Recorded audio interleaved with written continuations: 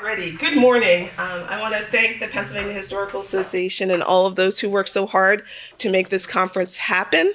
I'm Dania Pilgrim. I'm an assistant professor of history at Temple University, and it's my pleasure and privilege to introduce the scholars on our panel today, Emancipatory Politics and the Shaping of Identity.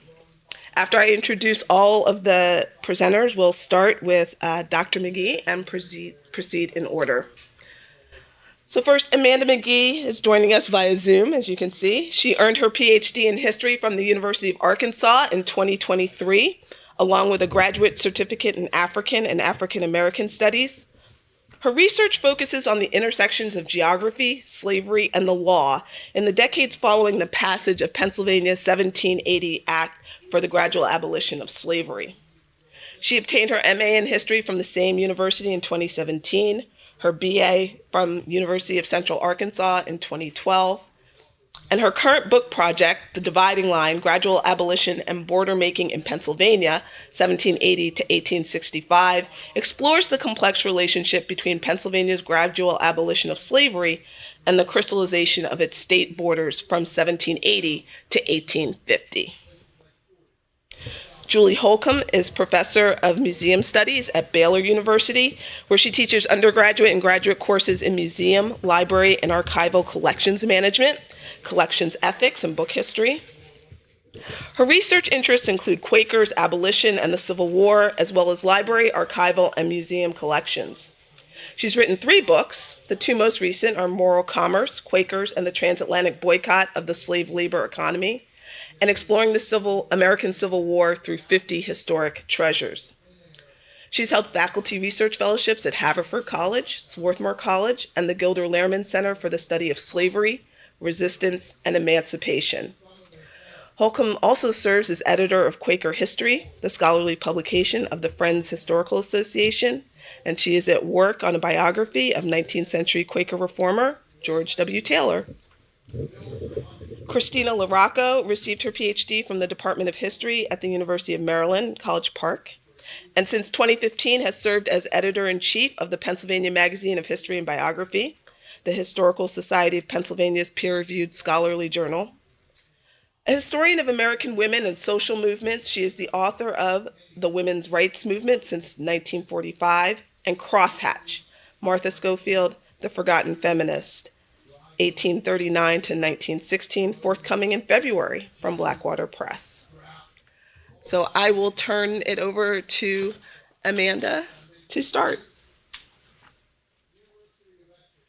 Hi everyone, thank you so much for being flexible. I know this is unconventional, so I appreciate your flexibility and your patience.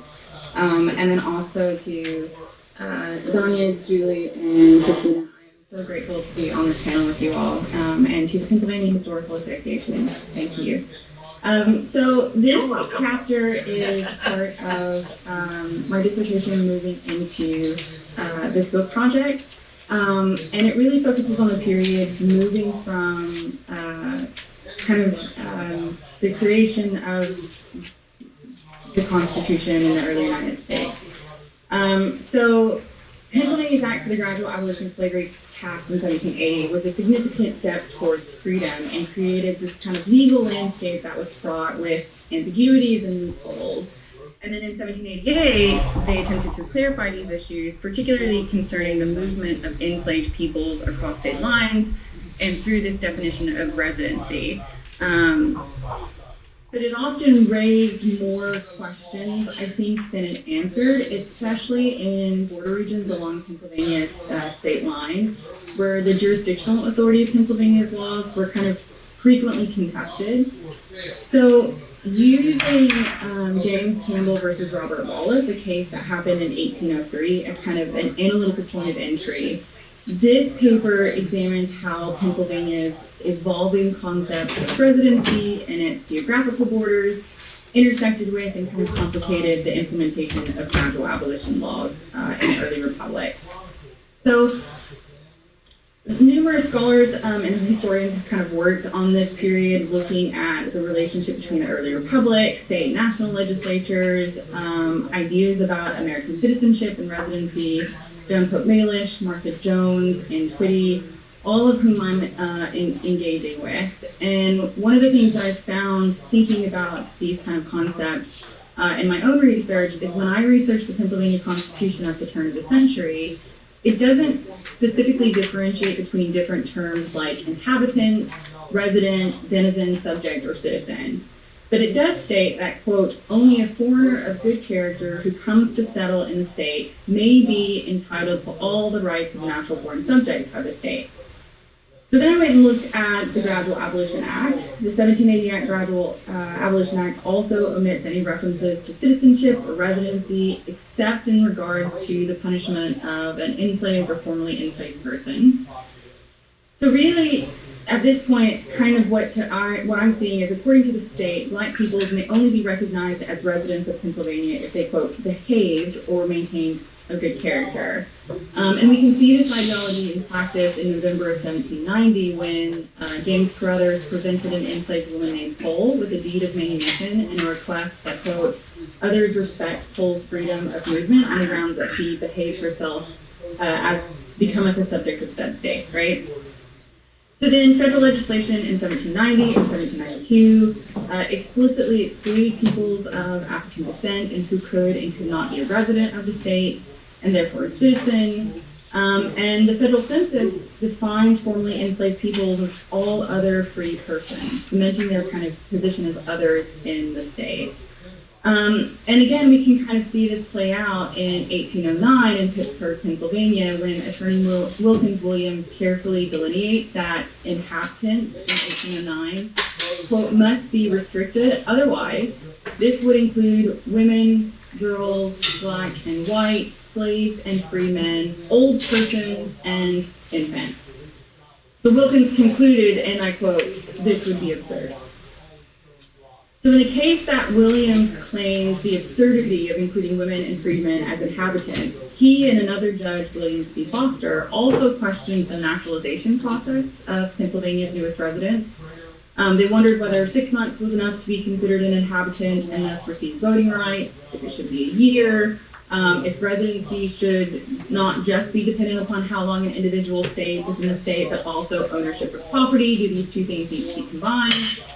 And for them, that was really important because Pittsburgh had only been recently incorporated as a borough in Pennsylvania in 1794, about 20 years prior to the case with that we'll be discussing in a moment.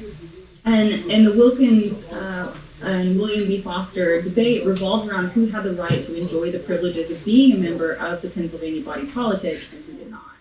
And the act of incorporation that they're thinking about and talking about in this debate did not include any explicit language about citizenship, except a statement that any elected official must be a citizen. And in cases where the language was not specific, the judges reverted back to the English common law, which claimed quote, it was as proper to exclude an alien as a woman or an infant. So ultimately, Williams and Foster concluded that while an individual may reside in the state, such as free black persons or sojourners merely traveling through, they may not be considered a true resident of the state. So 6 years before this discussion, we have Ohio joining the Union, and we have James Campbell versus Robert Wallace. So this case was heard in Washington County, Pennsylvania, and this case attempted to resolve a conflict over the sale and return of an enslaved woman named Beck and her children. But the case was more complicated in that it incorporated issues related to the Northwest Ordinance as well. According to the depositions, Robert Wallace sold an enslaved woman named Beck and her child to James Campbell in 1782. Beck labored in the Campbell household for a decade before claiming her freedom, and then eventually emancipating her 5 children as well. And according to Campbell, Beck was a slave for life, whereas her children would have been slaves for a term under the Gradual Abolition Act, which meant that he could have continued to profit off of Beck's dual role as both a producer and a reproducer until her death. And at the time of the purchase, Campbell claimed that the bill of sale should have included Beck as a, quote, recorded slave, but not for the child. And then he brings in the 28 years according to the 1780 Act. However, it appeared that Campbell never received a bill of sale for Beck, nor was he certain that she had been recorded by his father in Ohio County. So Campbell searched the registration records and claimed only an enslaved woman named Bess had been recorded, not Beck. So he then brought the suit against Wallace in an effort to either recoup the investment lost by Beck's self-emancipation by forcing Wallace to actually return the money to Campbell's father that he originally paid for Beck, or by forcing Wallace to retrieve the bill of sale and the recorded registration for her. The latter would provide Campbell with kind of a legal backing to remand Beck as his human chattel, regardless of where she had found freedom. So Wallace, in contrast, claimed that he had recorded Beck according to the 1780 Act, and his cousin, Nathaniel Wallace, testified to that end. The cousin claimed that at the time, Wallace had no slave of the name of Bess, as he had sold her to an individual by the name of McMahon in Virginia 2 or 3 months before this. Wallace claimed that Campbell, fearful that a Virginia Act had passed which might subject him to a fine for carrying enslaved people there, sought out a bill of sale 4 or 5 months after the original transaction occurred. And he also said that Wallace claimed, his cousin claimed he told his cousin that he needs to keep this enslaved person. So, born in Maryland, Wallace brought Bex to Brooks County, Virginia, and then eventually moved her into Ohio County, which is where Campbell eventually bought her. Similarly, McMahon, the individual referenced previously, who lived in Ohio County, appeared to not have registered Bess before his death in 1794. So all of this has to do with kind of this space, right? Because of Ohio County's location on the perimeter of western Pennsylvania and its close proximity to the Ohio region, these women likely moved back and forth between the border of Pennsylvania, Virginia, and these other northwest spaces. And that location is important because the judges presiding over the case questioned the extent to which this case would be settled, especially considering at that point in time the question of slavery to them in the Northwest Ordinance had not been settled. So, according to the judges, ultimately, Bess had been in the Northwest Territory with her slave owner's consent, and so she is now free. And they talk about the Northwest Ordinance kind of providing information and working through ideas of slavery and citizenship and things like that. So this particular case is really important for illustrating kind of the complexities of things like enslaved registration, interstate slavery laws, and the Northwest Ordinance, and how this is intersecting with broader issues of state residency and citizenship, especially when we look at how we've just come from the British 13 colonies, moving from colonies to states, and then going from the Articles of Confederation to the U.S. Constitution, and all of those things. And there's a couple of other cases that occur around this similar time frame that are also looking at these ideas. There's a case in 1793 that happens in, again, Washington County, that involves an enslaved man by the name of Charles. And Jasper Yates, who presided on the 1803 case as well as this case. I'm looking at a lot of his case notes, and one of the things that he says in the case involving Charles is he questions what kind of precedent the case against, or the case with Charles might set if they were to consider freeing this individual, especially considering that that particular territory was still under being annexed by Pennsylvania, right? And he literally says that the general register of the county at large and construction could potentially emancipate all enslaved peoples in this territory, right? Not just the part of the county that now belongs to Pennsylvania, but potentially the part of the county that also still belongs to Virginia. And then there's another case that happens right around the same time that the 1803 case happens. This one happens in 1802, and it expands into Pennsylvania's northeastern border, involving, quote, the Connecticut claim and issues in the northeastern border. And that particular case brings in New Jersey, it brings in New York. It happens at the time of the American Revolution. It's literally a decade in making, because the case originally began at the time of the American Revolution, but because a war was going on, they kind of pushed it off. A writ of certiorari then pushed the case to the Supreme Court, and it questioned jurisdictions and lands belonging to Pennsylvania and who has jurisdiction over this particular case. Now, the case in 1802 that questions the sovereignty of the state in relation to the federal government and questions jurisdiction and property rights and things like that, it doesn't actually involve an enslaved person. But it does, in the case notes, they are talking about the issue of slavery and gradual abolition within this particular case. So obviously there is a lot going on here along the Pennsylvania border at the turn of the century. And so by analyzing cases like James Campbell versus Robert Wallace, or Republic versus John Franklin and John Jenkins, which is the 1802 case, or the case that happens in 1794, I'm actually trying to figure out how the evolving concepts of residency in Pennsylvania's geographical borders directly impacted the implementation of gradual abolition laws, or were impacted by the enforcement of this legislation, right? So I'm exploring how the process of defining state boundaries intertwined with evolving concepts of things like citizenship, residency, and really freedom in these very complex ways. And ultimately, my goal with this research is to question the relationship between kind of the physical and legal delineation of space to Pennsylvania gradualism, and to consider the ways in which these spatial constructs not only impacted the implementation of gradual abolition law, but also how it contributed to the conceptualization of Pennsylvania as a free state eventually. So that is where I'm at right now. I look forward to questions, and I look forward to hearing the rest of the panel. Thank you.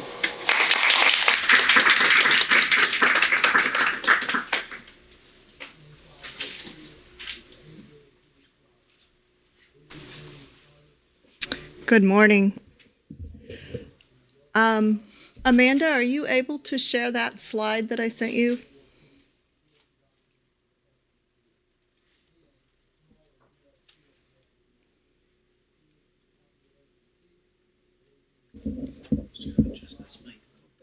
Oh, okay. Sorry about that.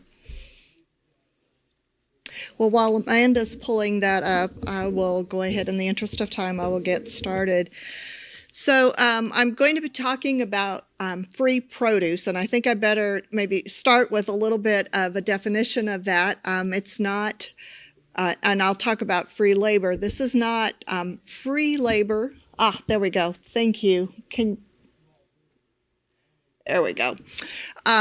When I talk about free produce or free labor, I'm talking about compensated labor as opposed to enslaved labor. So just kind of wanted to make that explanation up front. So in 1848, Philadelphia Quaker George W. Taylor posted this advertisement in the Pennsylvania Freeman, headlined "Practical Anti-Slavery," and yes, there's a typo in that headline. Headlined "Practical Anti-Slavery," Taylor's advertisement notified the consistent friends of the slave of the arrival of a new shipment of free labor linens at his store. Taylor had purchased the store a year earlier from Joel Fisher, who had acquired the store in 1846 from Quaker Lydia White. Taylor operated his store with seemingly singular focus for 20 years until the spring of 1867, when, in the words of Wendell Phillips Garrison, Taylor put up the shutters for the last time and returned to the paternal farm, his occupation gone. Garrison mocked, quote, friend Taylor for never missing an opportunity to declare the importance of free produce, often asking with solicitude, "Cannot something be done to make people buy free labor sugar?" End quote. Taylor, Garrison claimed, must have watched the approach of emancipation with something of the feelings of those who manufactured cloth and cowhides for the Southern market. An early supporter of free produce, Garrison's father, William Lloyd Garrison, had by 1840 come to believe that free produce was, quote, an extraneous issue of comparatively small importance. Critical as his remarks are, Garrison captured in his brief history of the free produce movement Taylor's self-conscious adoption of free produce. Taylor was one of the most prominent supporters of free produce in the mid-19th century. In addition to operating a free labor warehouse and store, Taylor helped organize the Free Produce Association of Friends, established an international network of suppliers of free labor goods, and of course, as Garrison has reminded us, urged everyone he met to boycott goods made by slave labor. Writing in 1941, Francis R. Taylor described his great-uncle as one of three men who, quote, constituted the backbone of the free produce movement in Philadelphia and largely in the country. In the late 1930s, Francis worked with historian Ruth Kettering Nurnberger, loaning her letters from his great-uncle and sharing information about the Taylor family. In her subsequent book, Nurnberger claimed, quote, no one was more faithful in the free produce movement than George W. Taylor. He was, she noted, a man who devoted his whole time, energy, and capital to the promotion of the cause. She credited Taylor's attention to detail and skill as a businessman for keeping the store open for 20 years. Taylor's self-conscious presentation as a practical anti-slavery man placed free produce at the center of an array of anti-slavery activities. In addition to selling only goods made by compensated free labor, Taylor edited and distributed anti-slavery newspapers, including the Non-Slaveholder and Citizen of the World. From his store, he helped manage the business of the Institute for Colored Youth, a school founded by Quakers in Philadelphia in 1837 to educate African Americans. Graduates of that school became teachers, physicians, and businessmen and women. Additionally, Taylor and his clerk, Cyrus Whitson, supported Black abolitionist William Still's work with fugitive slaves. Taylor and Still were both members of the Pennsylvania Anti-Slavery Society and the Pennsylvania Abolition Society. During and after the Civil War, Taylor's store served as a collection site for seed, clothing, and other goods that were sent south to aid freedmen and women. His store also served as the meeting site for the Clothing Committee of the Friends Association for the Relief of Colored Freedmen and the Women's Aid Association. Amid all this anti-slavery and civil rights activity, Taylor also edited and published Quaker literature and served as the American agent for the British Friend, the primary publication for British Quakers. Wilson Armistead and Frederick Tuckett were among the many British Quaker abolitionists who visited Taylor's store during their tours of the United States. And all this activity, I find myself wondering, when did he ever sleep? And then this doesn't even cover all of the family stuff that he had going on at the same time. He was really a man in constant motion. This paper and the related book project engage with two concepts: practical Quakerism and practical abolitionism. At their most fundamental, both concepts draw on the historical meaning of the word. And here I'm borrowing from and drawing on the work of Janet Moore Lindman and her work on Quakers and reform in antebellum America. And as she writes, to be practical was to practice, to be a practicing Christian as opposed to a nominal one. Quakerism, according to Lindman, encompassed not only belief, but objects, practices, spaces, bodies, sensations, affects, and so on. Quaker habits such as plain dress and speech were part of a holistic approach that engulfed all aspects of human experience: work, home, school, family, friends, and the secular world. In every area of life, Friends were to bring a Quaker sensibility to their thoughts, words, and actions, end quote. The phrase practical abolitionism originated from the abolitionist, and historians have adopted the term to describe vigilance committees, civil disobedience, aid to freedom seekers, and free produce. Practical abolitionism offered a concrete way to attack slavery.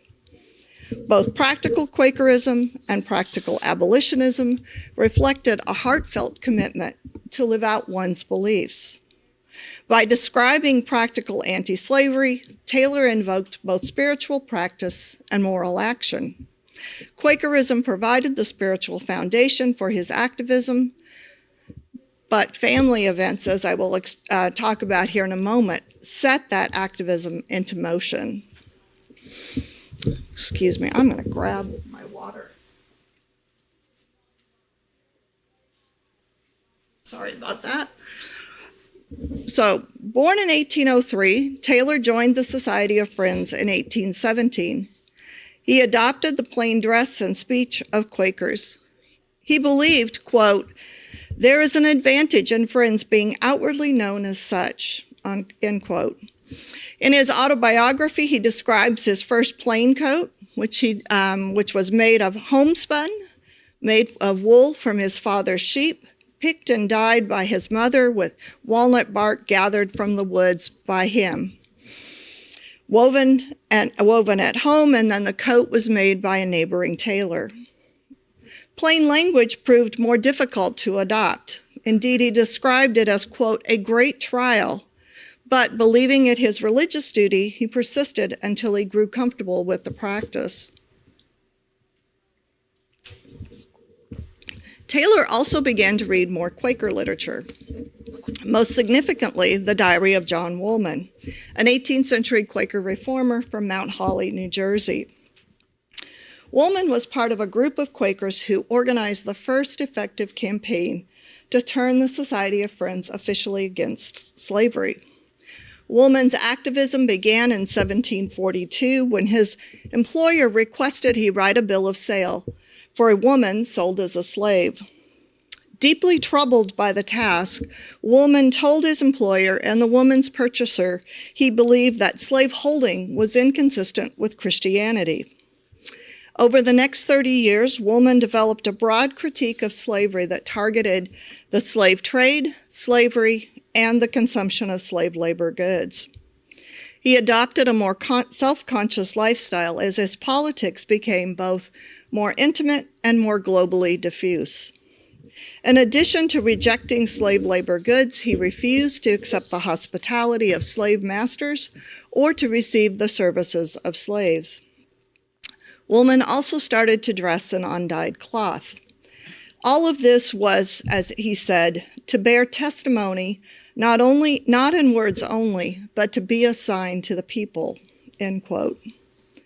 Woolman was widely revered among 19th century Quakers, including Taylor. As historian Jeffrey Plank notes, by the 1820s, nearly all public commentary on Woolman exalted him. In 1847, Quaker poet John Greenleaf Whittier published a series of essays titled Quaker Slaveholding and How It Was Abolished.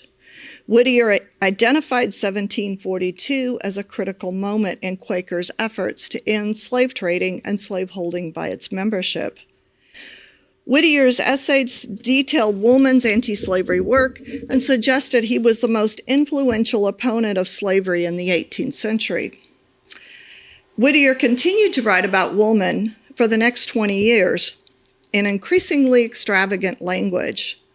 Taylor, who was a close friend of Whittier, would have read Whittier's essays on Woolman, and likely the two men discussed Woolman's ministry and anti-slavery activism. Taylor, like Woolman, confronted the inequities of race at an early age. In his autobiography, he describes himself as thoroughly anti-slavery since childhood. In the same autobiography, he describes an encounter that had a profound effect on his ideas about actively living his Christian values. Based on its placement in his autobiography, it is likely this event took place around the time of his Quaker conversion. As Taylor recalls, he was on his way to deliver a wagon load of grain to the grist mill when he found himself drawn to the home of a black family. And I quote here from his autobiography, "I tried to put the impression aside as only a conceit, but the nearer I drew, the stronger it became, so that when I got opposite, I stopped the oxen, and leaving them in the middle of the road, I walked up to the house, not knowing who resided there or anything about them." Upon entering the home, Taylor learned the father, who was later described as a Methodist exhorter, had been sick for some time. As Taylor continues, his means about exhausted, the man was not well enough to do anything for the support of his family. Moved by the family's plight, Taylor gave them all the money he had with him, about $3 or $4. Later, after picking up the grist from the mill, Taylor returned to the family and gave them several more dollars. Though small, the gift was, as Taylor wrote, sufficient for their needs until the father recovered and was able to work. Later in life, while traveling through Lancaster County, Taylor met the man's son, who had become a minister. Recalling the chance meeting, Taylor seemed to take satisfaction in knowing that he had perhaps played a small role in the young man's success. Throughout his life, Taylor found himself given to much prayer and struggle to keep in the path of duty. That path of duty led Taylor to embrace a variety of activities within the Society of Friends in the 1820s and 1830s. Taylor taught at Quaker schools in Pennsylvania, Delaware, New York, and New Jersey. In 1834, exhausted and in poor health, Taylor gave up his school in Burlington and moved to Philadelphia, where he accepted the agency of the Bible Association of Friends, an organization founded in 1829 to encourage Quakers to read the Bible. In this period, Taylor's involvement with the anti-slavery movement appears limited. He worked with Whittier on the Pennsylvania Freeman and may have had some involvement with the colonization movement, although Taylor had denounced colonization as a merely speculative notion. And there are some big questions around his support for colonization, because he's called out on it a couple of times by other abolitionists. So it's not really clear how supportive he was of colonization. Not something I'm trying to work out in my book. Taylor is not listed among the delegates to the Requited Labor Convention held in Pennsylvania Hall in May 1838, nor was he active in the American Free Produce Association, which was organized by the delegates to that convention. Rather, I think what motivated him to move into and join the organized anti-slavery movement happened because of events closer to home. In the early 1840s, tragedy struck the Taylor family. In February of 1842, his sister Elizabeth was diagnosed with breast cancer. She had a mastectomy later that year, but the wound from the surgery did not heal. It sounds absolutely horrible. The letters describing this are pretty horrific. She developed additional tumors under her arm and on her side. As family rallied around Elizabeth, George's brother Thomas and sister-in-law Mary Ann welcomed their first child, George Washington Taylor, Jr., who was born in August 1842. Unfortunately, the infant died just 5 months later, in January of 1843. And almost 2 years later, Elizabeth lost her battle with cancer, dying in December 1844. These two events, coming so close together, had a profound effect on Taylor. Elizabeth, as I mentioned, was just 2 years younger than George, and the two had always been close, even after the Hicksite Orthodox schism among American Quakers in the late 1820s. Elizabeth went Hicksite, George went Orthodox, and so they were actually on opposite sides of the schism. Elizabeth and her husband Moses Whitson helped found the Clarkson Anti-Slavery Society in 1832. The Clarkson Anti-Slavery Society was one of the organizers of the Requited Labor Convention. The Whitsons frequently aided freedom seekers through Lancaster County. The illness and death of Elizabeth Whitson propelled her brother into more purposeful anti-slavery activism. 4 months after Whitson's death, in April 1845, Taylor joined with Orthodox Quakers Samuel Rhodes and Abraham Pinnock to organize the Free Produce Association of Friends of Philadelphia yearly meeting. In the 1840s, influenced by his Quakerism and deeply affected by his sister's death, Taylor adopted a more self-conscious identity as a practical anti-slavery man, one who engaged in a variety of pragmatic actions against slavery. His considerable commitment to the free produce cause has led historians to focus only on that aspect of his anti-slavery work. And this is really not surprising, considering how much energy he put into his free produce store. For example, among the Taylor family papers are 2 letterpress copybooks dated 1852 to 1868, containing nearly 1,000, yes, 1,000 letters written by Taylor, most related to his free produce business. Taylor's correspondence was global, with correspondence throughout the U.S., England, the Caribbean, and Liberia. He worked hard to provide free labor goods to his customers and to make a profit in his business, in part because those profits could then be used to support other related enterprises, such as funding efforts for racial uplift and providing much-needed resources for fugitive slaves passing through Philadelphia. Taylor hoped to demonstrate that the market could be a positive force in society. Indeed, he believed so fervently in the power of the market to bring about social change that when war came in 1861, he blamed the abolitionist. And I quote here, had even a majority of the people who think they are opposed to slavery or who profess antagonism to it maintained the principle of non-participation, not only would our beloved country not have been afflicted with this present trouble, but slavery itself, if at all in existence, would have been too weak and too unimportant as an instrument of power to claim at this day any consideration, end quote. For the Taylor, the Civil War was evidence that too few abolitionists had put into practice their anti-slavery principles. Thank you.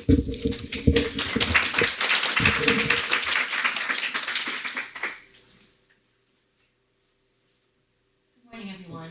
I'm going to buck the trend and sit just to make it a little bit easier to read, if that's all right with our recorders. Amanda, would you mind putting up that PowerPoint that I sent you?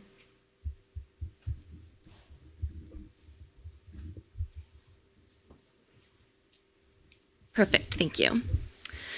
All right, so this really follows perfectly on what Julie was talking about, because I'm speaking about Martha Schofield, who's of a later generation of Quaker activists. She was born in 1839 outside of Philadelphia, and she was very much steeped in this culture of both practical anti-slavery and the culture of radical anti-slavery. So when she was a child living in Newtown, her family home was a stop on the Underground Railroad, as was the school that she herself attended as a teenager. She attended women's rights conventions in the 1850s when she was still a teenager. And all of this led her in 1865 to move to South Carolina, first to the Sea Islands, and then 3 years later inland to Aiken, where the action of this paper takes place, to teach newly freed people, first with the Freedmen's Bureau, and then eventually founding her own school, which actually still exists today. Next slide, please. So this comes from my forthcoming book, which will be out in February. And I'm going to take a piece that comes later on in the book. We're going to jump ahead to those years that she's in South Carolina, and more specifically from 1876 to 1877. But before I jump in, I'll just say a couple words about my intention with this book more generally. This was not a book I intended to write in a number of different ways. First of all, Martha Schofield was not someone with whom I was familiar. So I was really surprised, delightfully so, when I encountered her. Second of all, I intended this to be a straight scholarly monograph, a straight biography. I started writing this book in 2016, and I completed it in 2021. And as you might imagine, the present could not help but infuse into the past and in the way I wrote this book. So one of the things that I had to sort of think through when I was writing this, and that you're going to hear about in this talk today, has to do with how to reconcile this historian's desire to be able to say, yes, this is true, this thing, this fact is true, we can know things, 2016, how to reconcile that with the sort of postmodern unknowability in which I had been trained as a scholar. So you're going to hear that come through, especially toward the end of this piece. All right. In Aiken, late at night, Martha Schofield donned a bathrobe and lit a lamp to walk around the campus, always on the lookout for fires, dangers that arose naturally and unnaturally. Once, she stopped a group of white men who had come to burn down the school. Another time, a group of local whites threatened to shoot her if she did not close the school. Post-Civil War racial terrorism predated and extended beyond the Ku Klux Klan, which was founded in Tennessee in 1866 and first appeared in South Carolina in 1868, the same year that Martha moved to Aiken. But it became the most visible symbol of white resistance to Reconstruction. Donning white robes that evoked the specter of dead Confederate soldiers, at midnight its members, perhaps as many as 1,000 in a very active county, marauded through southern towns with whips, knives, and shotguns. Whipping was the most common form of violence, gun violence the most deadly. Membership drew from all socioeconomic groups of white men, not just the poor whites to whom racial violence has often been attributed. If anything, it skewed toward the elite. As violence increased early in 1871, the federal government took action. The Enforcement Acts of 1870 and 1871 gave Congress the power to ban clandestine political organizations like the Klan. They also called for the formation of a committee to investigate Klan violence. In August, South Carolina Governor Robert K. Scott, who incidentally, and I talk about this in a different chapter, was one of the great loves of Martha's life, offered a $200 reward for information leading to the arrest and conviction of any individual associated with the organization. In October, President Ulysses S. Grant declared 9 South Carolina counties to be in a state of rebellion, then suspended the writ of habeas corpus in those areas. Federal marshals rounded up suspected Klan members en masse that fall to be tried in federal court. Martha saw half a dozen of them, all on trial for murder, brought to the federal courthouse in Columbia. Their own confessions made the friends who accompanied her, hardy men all, feel sick. Even the judge and district attorney needed to take breaks from listening to their testimony. For all that the men on trial were willing to admit, however, some insisted on their innocence, claiming that they had never belonged to the organization, or even that it did not exist, and fellow whites were often eager to believe them.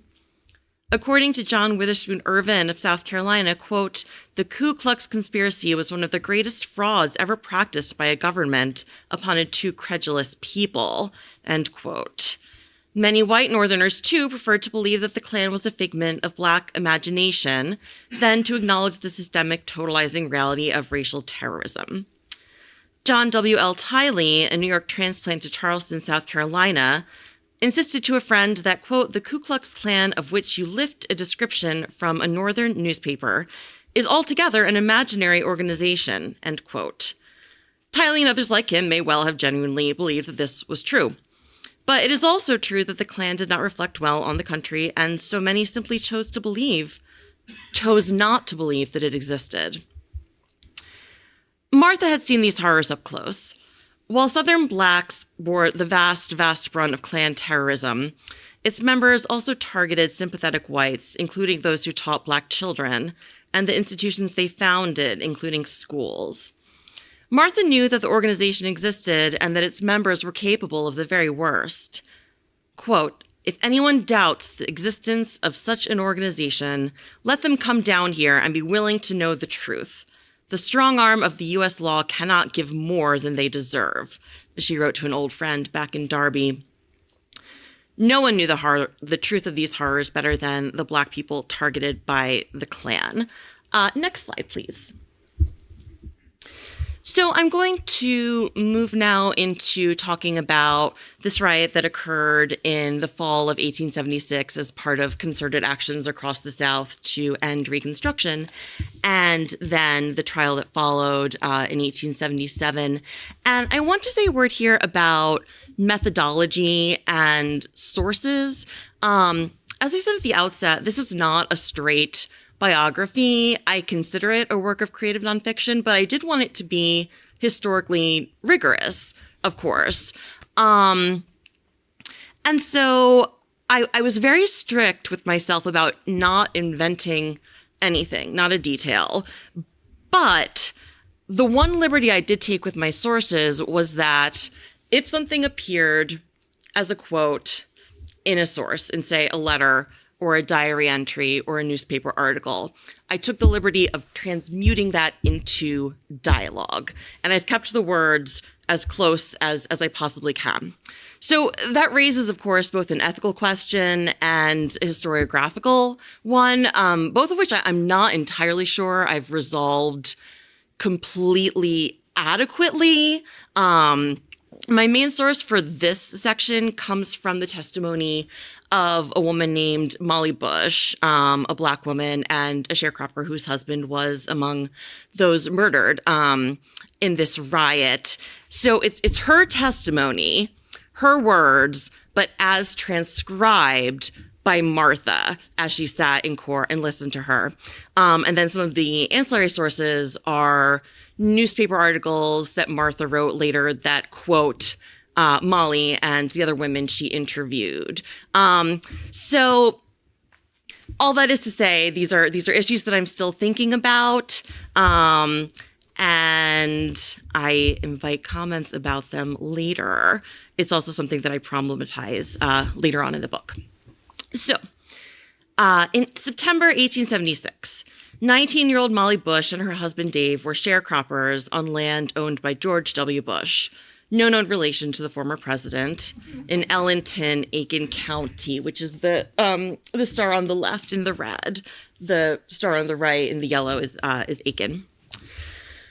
A little over a decade earlier, the Bushes had likely worked the same land as enslaved persons, and they may have been related to the white Bushes.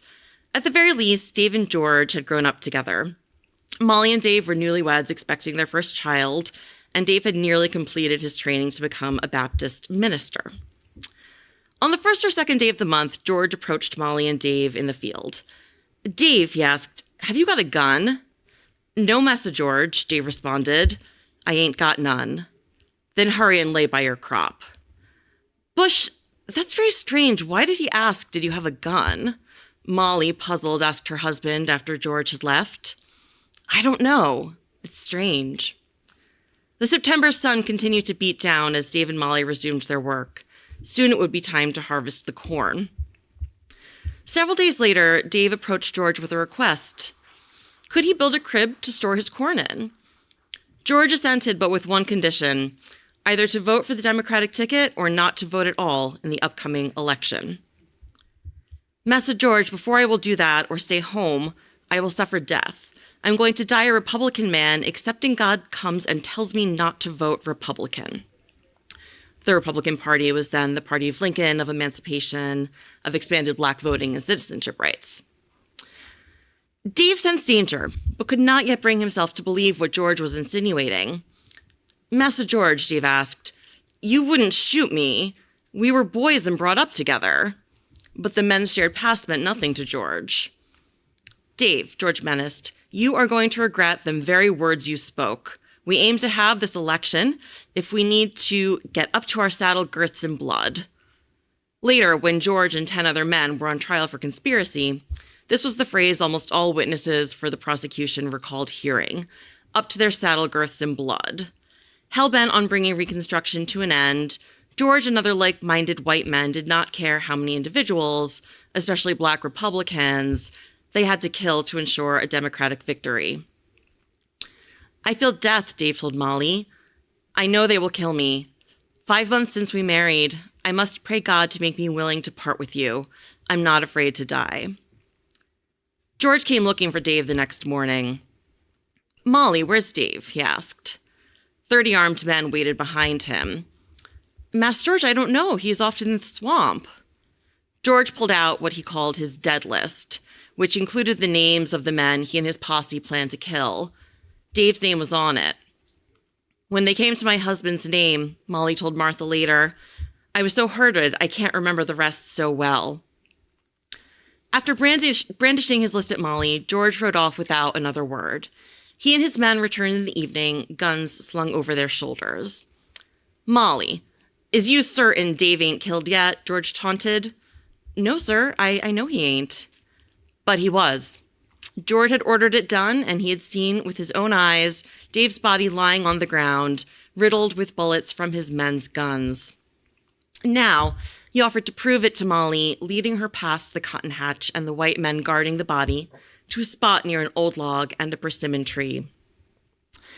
When I went, Molly recalled to Martha the next spring, I saw my dead husband shot under his ear, and it had taken out one of his eyeballs, and in his forehead and on the head, his hands badly bruised and his neck broken. In May 1877, the perpetrators of the Ellington riot faced trial in Charleston.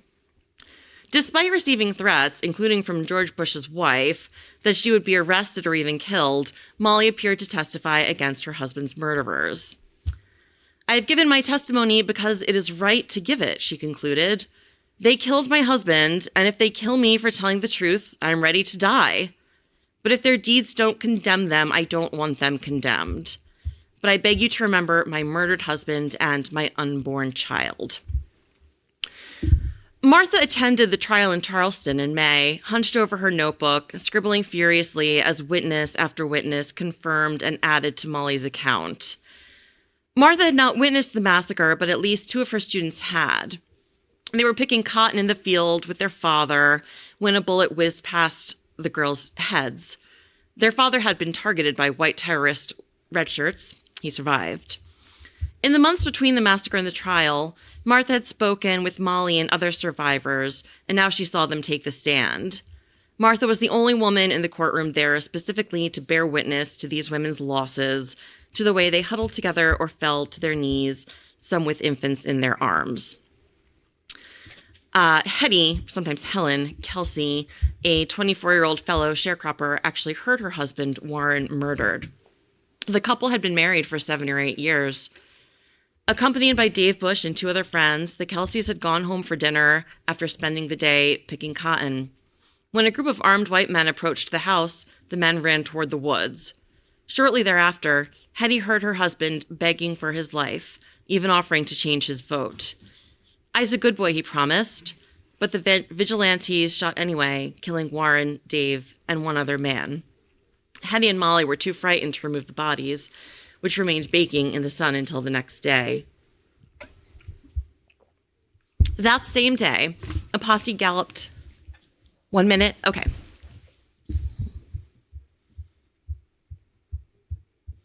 All right, so I will skip ahead. Basically, what interested me about this trial testimony was that it was all of these women testifying, especially about how their husbands, sons, nephews, and so forth had been terrorized. This was not an isolated incident on the Bush plantation. It spread across Ellington. The spark that supposedly set it off was the classic two black men were trying to rape a white woman. Even the white woman in question said that they had gotten the wrong men, that it was not the case. But marauders ended up killing over 100 black, mostly men, including one state senator. So Martha, the actions she took in the wake of this trial were really the most controversial of her entire life and were what brought her the most recognition and infamy in a lot of ways. Especially a letter she wrote to the New York Tribune in November of 1876. And the most interesting responses focused on this question, was it true? Had this really happened? And so, let me see. Let me take 1.5 minutes. So basically, people were writing from the North, primarily, to her, wanting to know if the riots were real, if Black people were really being treated this way, or if this was all just Republican propaganda. It was very easy for some observers to dismiss facts they did not like, whether it came from a newspaper or a trial witness. Samuel Foster, an assistant district attorney in Rensselaer County, New York, wrote that, quote, many of my Democratic friends here at the North claim that all such letters are bogus and were never actually written but gotten up for political effect. An answer from you will tend to convince some of the candid and deluded Democratic doubters and result in some good to the cause of equal rights and eternal justice. From Iowa, W.A. Helsel wrote to ask, if the facts as set forth in that article are actually so, is it a fact that Negroes are thus treated in South Carolina? How could these facts be controversial? Facts are facts, no matter what may be written or said to the contrary, Martha observed. Facts are facts, facts are facts, facts are facts. To her, reporting on the massacre was a simple act of witnessing, as Quakers had always done. I had often thought, she recalled, perhaps I ought to write the truth.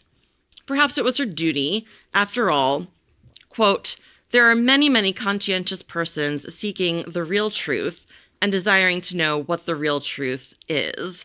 And interestingly, in her first draft of this piece she was writing, she crossed out the real truth, and then she wrote it again, underlined.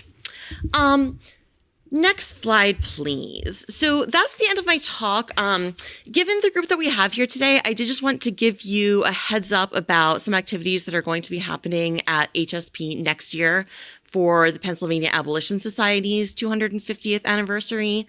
We have a series of programs planned. There's going to be a special issue of PMHB.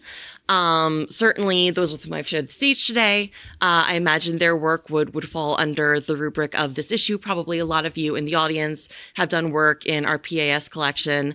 So to stay abreast of that, please make sure that you subscribe to our newsletter or feel free to reach out to me directly. Thank you.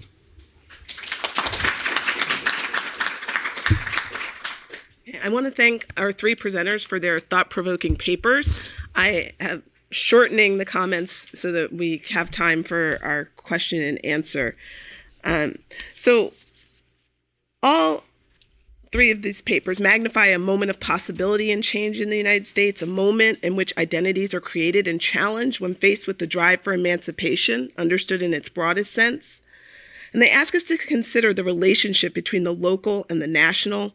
They show us the struggles we have with words, language, and definitions, the ways in which words that are meant to simplify or clarify can add layers of complexity and sometimes obscure. They all highlight boundaries, personal, political, physical, and definitional, that are constantly shifting and in motion. For Dr. McGee, how might we think about the mobility of free and freed people that stretched and challenged boundary lines and the confines of legal definition? How does the embodied presence of the enslaved and formerly enslaved people themselves, which always resisted that which sought to render them insensible property, interact with the slipperiness of the law and its loopholes, which could be exploited for freedom as well as for enslavement? For Dr. Holcomb, I wonder if we might think more about this moment in the early 1840s when Taylor's life takes a turn after the death of his sister. I mean, Pennsylvania's black men have been disfranchised. Philadelphia is in the midst of this spate of racial violence that has visited on the black communities and culminates in the 1842 riot. And anti-slavery white Quakers continue to support segregationist practice. So against this, how might we consider what Taylor and the ways in which he and other Quakers constitute and live out the concepts of practical Quakerism and practical abolition? And I hope you'll say more about Taylor and his self-conscious presentation and how we might view the meaning behind those terms critically. For Dr. LaRocco, what does it mean to be a witness? Schofield, like Taylor, enters anti-racist practice from a position of racial privilege. Unlike Taylor, but like the women who testify, she does not have gender privilege.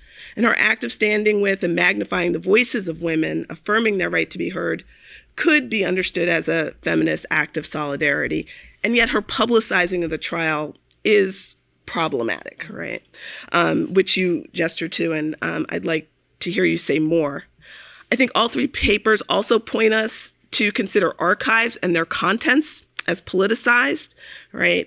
The ways that whether you enter the record depends on the spelling of your name or whether you get registered. The way that Taylor's free produce work shaped how other historians have approached him, and Martha Schofield's presence and the response that she gets, both positive and negative, of her readers that create this record.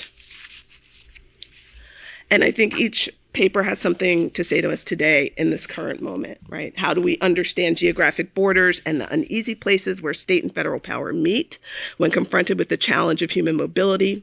What does it mean to be an ally to marginalized people? How do we live out our ideals and beliefs? When should we be still, and when must we act? I invite your questions. So this is more for let me check here. Julie, or Christina, whichever one. So this is a little off topic, but yet it's not really. So when we talk about pacifism, we talk about Quakerism. A lot of people emphasize on Quakerism. To what extent, in your knowledge, do you know of like other peacekeeping groups like the Mennonites, for instance, in the areas? Do you know anything about their contributions to abolition?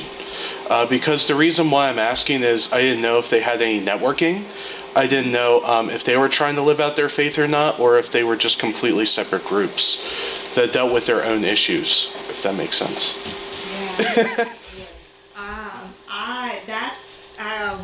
I'm not able to answer that question, but maybe Christina? I don't know the answer to that question either, but I will say that not all Quakers, even radical Quaker abolitionists, were pacifists, or rather, I should say, not all of them opposed the war. Martha very much supported the Civil War, as did many of her friends and family. So that was interesting to me.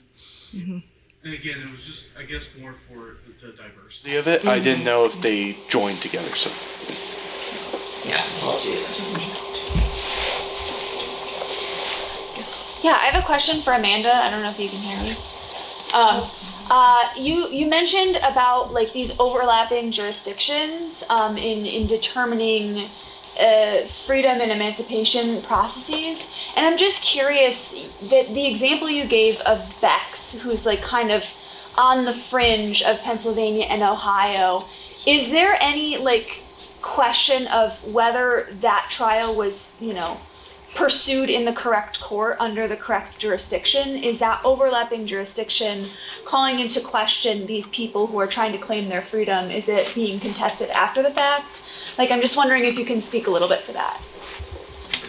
Yeah, that's a great question. So in the court notes that I have, most of what I'm pulling is actually from the Jasper Yates collection, both from actually the Historical Society of Pennsylvania and then also the Lancaster History. Mm-hmm. But from the archival notes and course notes that I have, not in that particular case. Okay. However, I will say that in other cases where they are involving the Pennsylvania state line, whether it be the Mason-Dixon line, mm-hmm. Or some of these other cases, there are references to this idea of dubious jurisdiction.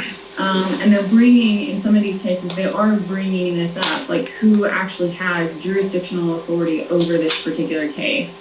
And I see that much earlier, in the cases that are much earlier, so directly following the 1780 Act for the Pennsylvania gradual abolition of slavery. By the time I get into the materials from like the 1810s and moving forward, that rhetoric has kind of fallen off. Okay. But very early on, especially because Pennsylvania is still navigating those territorial disputes with Maryland and then Virginia, obviously, and then Ohio, I do see that term crop up, dubious jurisdiction, and they are thinking about it. Not so much with this 1803 case, but definitely in some of the other cases that I'm looking at. Yeah. Thank you. I have a question just for Julie about Taylor. I know he was promoting the free produce more from a moral standpoint. Was there a big price difference between, how much of a difference? It was significant, and at times it could be significant, and it was a barrier for many people to be able to purchase anything, any free produce. That they were, they wanted to, but the economics of it were just cost prohibitive for a lot of people. And there was also a problem with there were a lot of trouble. He had a lot of trouble with quality and quantity. Cloth was cotton cloth was difficult to source. And oftentimes that cloth was, when it was manufactured in England, it would come in and it would be in prints and colors that were inappropriate for Quakers, that Quakers would not wear. So there was a problem with that. Just recently, I was reading a letter where he was complaining about a very large order of sugar he received. And he's complaining to the supplier, saying, "I can't sell this sugar to my customers because it was packed in barrels that had fish in them, and the sugar is foul. I cannot sell this." So cost was a big problem, but quality was also a significant problem.